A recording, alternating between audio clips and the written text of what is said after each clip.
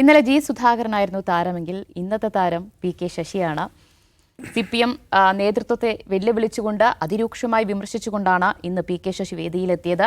അതിന് പിന്നാലെ തൊട്ടു പിന്നാലെ തന്നെ പി കെ ശശിയെ പാർട്ടിയുടെ പ്രാഥമിക അംഗത്വത്തിൽ നിന്ന് പുറത്താക്കിയിരിക്കുകയാണ് CPM. ഇന്ന് പാലക്കാട് CPM വിമതരുടെ കൺവെൻഷൻ നടന്നിരുന്നു. അപ്പോൾ ആ വേദിയിലേക്ക് നിറഞ്ഞ കൈയോടുകൂടിയാണ് പി കെ ശശി എത്തിയത്. ആ വേദിയിൽ വെച്ചാണ് നേതൃത്വത്തെ വെല്ലുവിളിച്ചുകൊണ്ടും ഗുരുതരമായ ആരോപണങ്ങൾ അത് പാലക്കാട് ജില്ലാ സെക്രട്ടറി EN സുരേഷ് ബാബുവിനെതിരെ, ഒപ്പം CPM സംസ്ഥാന സെക്രട്ടറി MV ഗോവിന്ദനെതിരെയൊക്കെ ആരോപണങ്ങൾ ഉന്നയിച്ചിട്ടുള്ളത്.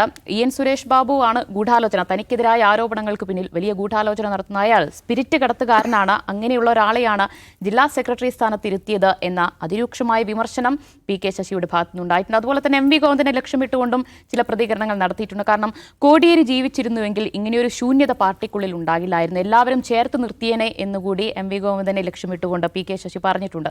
എന്തായാലും പാർട്ടിയിൽ നിന്ന് പുറത്താക്കിയാലും ആ തലവേദന CPM-ന് ഇല്ലാതാകുമോ എന്നതുകൂടി നമ്മൾ നോക്കേണ്ടതുണ്ട്. നോക്കൂ, അവിടെ മാർക്സിസ്റ്റ് ജനാധിപത്യ കൂട്ടായ്മ നിലയിൽ വന്നിട്ടുണ്ട് പി കെ ശശിയുടെ നേതൃത്വത്തിൽ. അപ്പോൾ ഒറ്റപ്പാലത്ത് UDF പിന്തുണയോടുകൂടി പി കെ ശശി മത്സരിച്ചേക്കും എന്നൊക്കെ വരുന്നുണ്ട്. അതൊരു വെല്ലുവിളിയാകുമോ CPM-ന് എന്ന് നോക്കാം.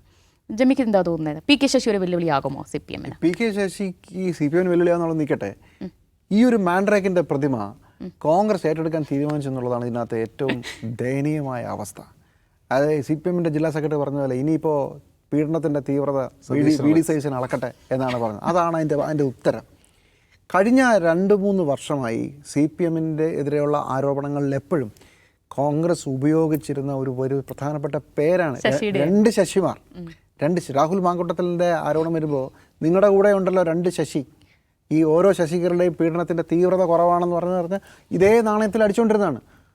കോൺഗ്രസ് ഈ പി കെ ശശിയെ കൂടെ കൂട്ടുകയാണെങ്കിൽ ഉളുപ്പില്ലായ്മയുടെ ഏറ്റവും അവസാനത്തെ ഉദാഹരണമാണ്. ഒരു തരത്തിലുള്ള ഉളുപ്പും കോൺഗ്രസ് പാർട്ടിക്ക് ഇല്ല എന്ന് തെളിയിക്കുന്ന ഒരു കാര്യമാണ്.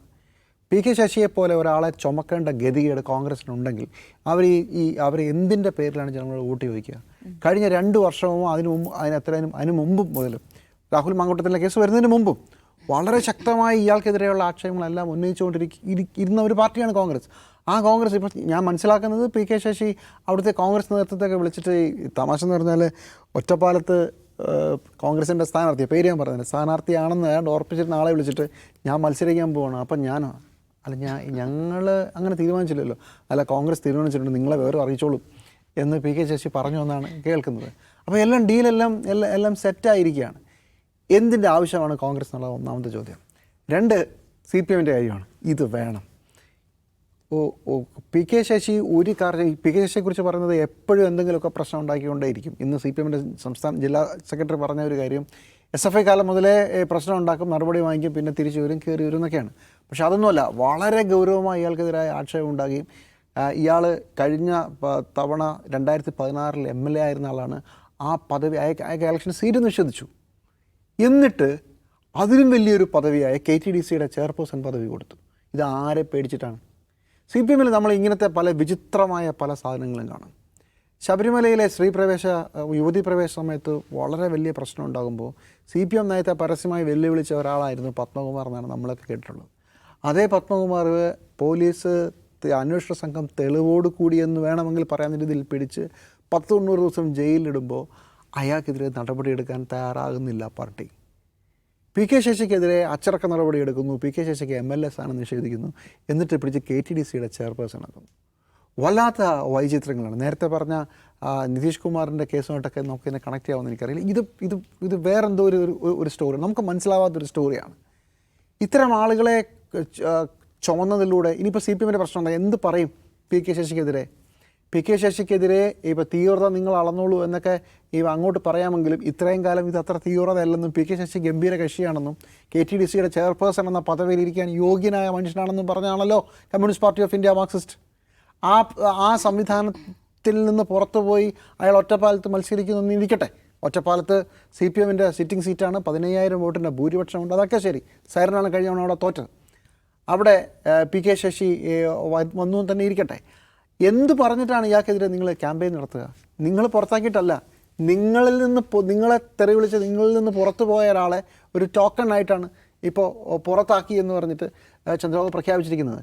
കഴിഞ്ഞ ആഴ്ച വരെ ഇയാൾ പോകാൻ സാധ്യതയുണ്ടെന്നുള്ള എല്ലാ തെളിവ് സൂചനകളും ഉണ്ടായിരുന്നു. ഇയാൾ KTDC ചെയർമാൻ പദവി രാജിവെച്ചതാണ്. അപ്പോഴും CPM കാത്തിരുന്നു എന്നുള്ളത് അത്ഭുതമല്ലേ? എന്ത് രഹസ്യമാണ് KP ശശിയുടെ കയ്യിലുള്ളത് എന്നുള്ളതൊരു അത്ഭുതമല്ലേ? എന്ത് രഹസ്യമാണ്? എല്ലാവർക്കും, ഈ കേരളത്തിൽ എല്ലാവർക്കും അറിയാമായിരുന്നു ഇയാൾ പോവുകയാണെന്നും കോൺഗ്രസ് അയാൾ സംസാരിച്ചെന്നും ഇയാൾ മറുകണ്ഠം ചാടുമെന്നും CPMന് ഇയാൾ ഈ ഇലക്ഷനിൽ പാരയാവുന്നതിന്. പക്ഷേ അപ്പോഴും തൊട്ടില്ല. ഒന്നാമത്തെ അത്ഭുതം. രണ്ട്, ഇത്രയും വലിയ പ്രശ്നങ്ങളുണ്ടെങ്കിലും ഒരു ചെറിയ സ്ഥലത്തെ ഒരു ചെറിയ നാട്ടുരാജാവാണെന്ന് കരുതുന്ന KP ശശിയെ കോൺഗ്രസിൻ്റെ പി കെ ശശിയെ കോൺഗ്രസ് അവരിതുവരെ പറഞ്ഞ കാര്യങ്ങൾ മുഴുവൻ വിഴുങ്ങിക്കൊണ്ട് ഏറ്റെടുക്കാൻ തയ്യാറാകുന്നത് എന്തുകൊണ്ടായിരിക്കും? ഈ രണ്ട് കാര്യങ്ങളും എനിക്ക് വളരെ വലിയ അത്ഭുതമാണ്. തെരഞ്ഞെടുപ്പിൽ കോൺഗ്രസിനും CPMനും യാതൊരു തരത്തിലുള്ള എത്തിക്സും ഇല്ലാത്ത ഒരു കാലത്തിലേക്ക് നമ്മൾ എത്തി ഒരുപോലെ എന്നുള്ളതാണ് ഈ മാൻഡ്രേക്കിൻ്റെ പ്രതിമയെ ചുമക്കാൻ തീരുമാനിച്ചതിലൂടെ വന്നിരിക്കുന്നതെന്നാണ് എനിക്ക് തോന്നുന്നത്. അജൻസ്, അത് ശരിയാണ്. കാരണം G. സുധാകരനെ അമ്പലപ്പുഴയിൽ UDF പിന്തുണയോടെ മത്സരിപ്പിക്കുന്നു. ഇവിടെ ഇപ്പോൾ PK ശശി ഒറ്റപ്പാലത്ത് UDF പിന്തുണയോടെ മത്സരിപ്പിക്കുന്നു. ഈ CPMൽ നിന്ന് വരുന്നവരെ ഉള്ളൂ മത്സരിപ്പിക്കാൻ? UDFനകത്ത് നല്ല ആളുകളില്ലേ എന്നൊരു ചോദ്യം കൂടിയുണ്ട്. എന്തിനാണ് ഇങ്ങനെ PK ശശിക്ക് പിന്തുണ കൊടുക്കാൻ UDF പോകുന്നത് എന്ന ചോദ്യമല്ലേ? പാലക്കാട് ജില്ലയെ സംബന്ധിച്ച് പാലക്കാട് കോൺഗ്രസിന് തീരെ ഇലക്ട്രൽ പ്രാതിനിധ്യമില്ലാത്തൊരു ജില്ലയാണ്. അപ്പോൾ അവിടെ ലോക്സഭയിലൊക്കെ മത്സരിച്ച് ജയിക്കുമെങ്കിലും അസംബ്ലി സീറ്റുകളെടുത്ത് എത്ര സ്ഥലത്തുണ്ട്? പാലക്കാട് സീറ്റ് രാഹുൽ മാങ്കൂട്ടത്തിൽ പിടിച്ചെടുത്താണ്. ഇത്തവണ അത് കിട്ടുമെന്ന് അറിയില്ല. BJP കൊണ്ടാണ് സാധ്യത കൂടുതൽ.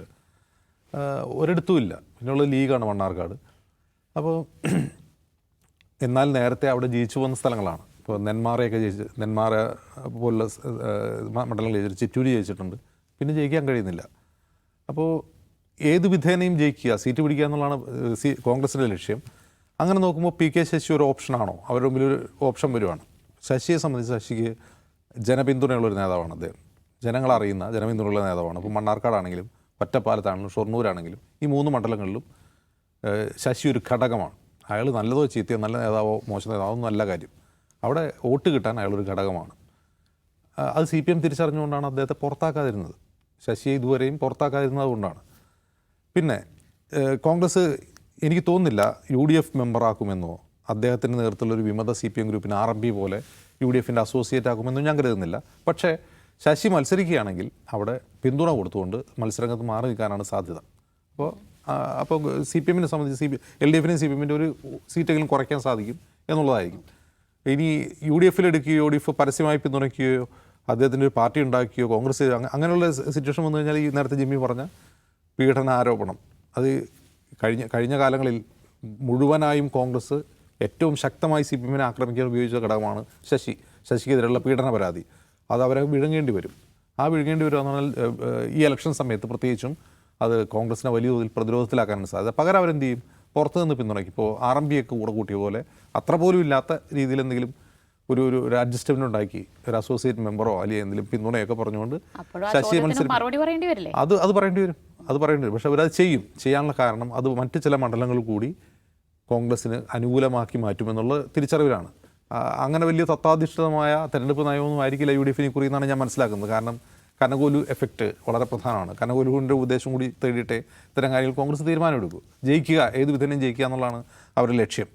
പക്ഷേ ഞാൻ ആലോചിക്കുന്നത് എന്തുകൊണ്ടാണ് CPMന് സംഘടനാപരമായ പ്രശ്നങ്ങളിൽ അല്ലെങ്കിൽ വിമതരായി മാറുന്ന അഭിപ്രായ ഭിന്നതകൾ ഉറക്കെ പറയുന്ന നേതാക്കന്മാരുടെ കാര്യത്തിൽ ഒരു പരിഹാരം ഉണ്ടാക്കാൻ കഴിയാതെ? നേരത്തെ പത്മകുമാറിൻ്റെ കാര്യം പറഞ്ഞു. പത്മകുമാർ ജയിലിൽ പോയി തിരിച്ചു വരുമ്പോൾ അദ്ദേഹം ഇപ്പോഴും CPM ജില്ലാ കമ്മിറ്റി അംഗമാണ്. എന്തിനാണ് അങ്ങനെ ഒരു വീഴ്ച സംഭവിക്കുന്നത്? ഒരു നടപടി എടുക്കാൻ ഭയക്കുന്നത് എന്തുകൊണ്ടാണ്? പത്മകുമാറിൻ്റെ അതിൽ വലിയ രഹസ്യമുണ്ടോ? ഈ സ്വർണം അവിടെ നിന്ന് പോയതിൽ പത്മകുമാറിന് മുകളിൽ മറ്റാരെങ്കിലും അറിയാമായിരുന്നോ? അത് പാർട്ടിക്ക് അറിയാമായിരുന്നോ? അത്തരം രഹസ്യങ്ങൾ പത്മകുമാറിന് അറിയാമോ? ഇങ്ങനെയുള്ള സംശയങ്ങൾ ഉണ്ടാക്കാൻ അത് സഹായിക്കും. അപ്പോൾ പത്മകുമാറിന് അദ്ദേഹം അറസ്റ്റ് ചെയ്യപ്പെട്ടു, അദ്ദേഹത്തെ സസ്പെൻഡ് ചെയ്യുന്നു എന്നൊരു കുറിപ്പ് പാർട്ടി സെക്രട്ടേറിയറ്റിൻ്റെ പുറത്തു വന്നു കഴിഞ്ഞാൽ സേഫാണ്. പക്ഷെ അദ്ദേഹത്തെ പുറത്താക്കിയെന്ന കുറിപ്പുമായി അദ്ദേഹം ജയിലിൽ പോയി കഴിഞ്ഞാൽ തിരിച്ചറിഞ്ഞു വന്ന് അദ്ദേഹം എന്താണ് ചെയ്യാൻ പോകുന്നവർക്ക് ഭയമുണ്ടാകും. അങ്ങനെ ഒരു സംശയത്തിൻ്റെ നിഴലിൽ പാർട്ടിയെയും സർക്കാരിനെയും നിർത്താൻ ഈ ഒരു നടപടി കാരണമാകുന്നു. സുധാകരൻ്റെ കാര്യം എടുക്കുക. G. സുധാകരൻ അതിശക്തമായി ഇന്നലെ ഫേസ്ബുക്ക് പോസ്റ്റ് ഇട്ടു. സംസ്ഥാന സെക്രട്ടറി വിമർശിച്ചു. ഒന്നുമില്ല, ഒരു പ്രതികരണവുമില്ല. നാളെ ഇനി അദ്ദേഹം വീണ്ടും മാധ്യമങ്ങളെ കാണുമെന്ന് പറയുന്നു. അദ്ദേഹം എന്തും വിളിച്ചു പറയും. ശശി ഇന്ന് വിമതരുടെ കൺവെൻഷനിൽ അദ്ദേഹത്തെ പുറത്താക്കേണ്ടി വന്നതാണ്. ഈ 3 നേതാക്കന്മാരുടെയും പ്രതികരണങ്ങളുടെ പാറ്റേൺ ശ്രദ്ധിക്കുക. ഇവർക്ക് ആർക്കും പിണറായിയോടൊരു പ്രശ്നമില്ല, അല്ലേ? മുഖ്യമന്ത്രിയോടോ പിണറായിയോടോ അവർക്ക് യാതൊരു എതിർപ്പില്ല. എതിർപ്പാരോടാണ്? പാർട്ടി സംവിധാനത്തോടാണ്, പാർട്ടി സെക്രട്ടറിയോടാണ്. കോടിയേരി ഉണ്ടായിരുന്നെങ്കിൽ ഇങ്ങനെ ഉണ്ടാവില്ലായിരുന്ന അവർ പറയുന്നു, വിമതരും പറയുന്നു, ശശിയും പറയുന്നു. പത്മകുമാറിനും പിണറായിയുടെ ഒരു പ്രശ്നമില്ല. അന്നും ഈ ശബരിമല വിഷയത്തിൽ പിണറായി വിജയനെതിരായിട്ടുള്ള എതിർപ്പല്ല, പാർട്ടിയുടെ നിലപാടിനുള്ള എതിർപ്പാണ് അദ്ദേഹം പറഞ്ഞിട്ടുള്ളൂ. ജി സുധാകരനും പിണറായിയുടെ ഒരു പ്രശ്നമില്ല. അപ്പോൾ എവിടെയാണ് പ്രശ്നം കിടക്കുന്നത്? പാർട്ടി സംഘടനയിലാണ്. ആ സംഘടന ദുർബലമാവുന്നതിൻ്റെ അത് സെക്രട്ടറി ഒരാൾ മാറി എന്നുള്ളതുകൊണ്ടല്ല, എം വി ഗോവിന്ദൻ സെക്രട്ടറി ആയിരിക്കുന്നുണ്ടെന്ന് മാത്രമല്ല, പാർട്ടി സംഘടന ഇപ്പം മാർക്സിസ്റ്റ് ലെനിനിസ്റ്റ് സംഘടനാ രീതി എന്ന് പറഞ്ഞാൽ, ലെനിനിസ്റ്റ് സംഘടനാ രീതി എന്ന് പറഞ്ഞാൽ അത് ഒരു കേഡർ പാർട്ടിക്ക് അനിവാര്യവും അച്ചടക്കം വളരെ പ്രധാനമായ ഒരു കാര്യമാണല്ലോ. ഇന്നത് ദുർബലമായിരിക്കും, അതിനെ പിരി അഴിഞ്ഞുകൊണ്ടിരിക്കുന്നു എന്നുള്ളതിൻ്റെ സൂചനയാണ്. അതൊരു രോഗലക്ഷണമാണ്. ശശിയും സുധാകരനും പത്മകുമാറൊക്കെ ഒരു രോഗലക്ഷണമായിട്ട് കാണാൻ കഴിയും. യെസ്, അതാണ്. അപ്പോൾ പി കെ ശശിക്കും സുധാകരനും ഒക്കെ പുറകെ ഇനിയും മറ്റാരെങ്കിലുമൊക്കെ പാർട്ടി സംഘടനാ സംവിധാനത്തിലെ പാളിച്ചുകൾ ചൂണ്ടിക്കാണിച്ചുകൊണ്ട് പുറത്തേക്ക് വരുമോ എന്നതാണ് അറിയേണ്ടത്. നമുക്ക് കാത്തിരുന്ന് കാണാം.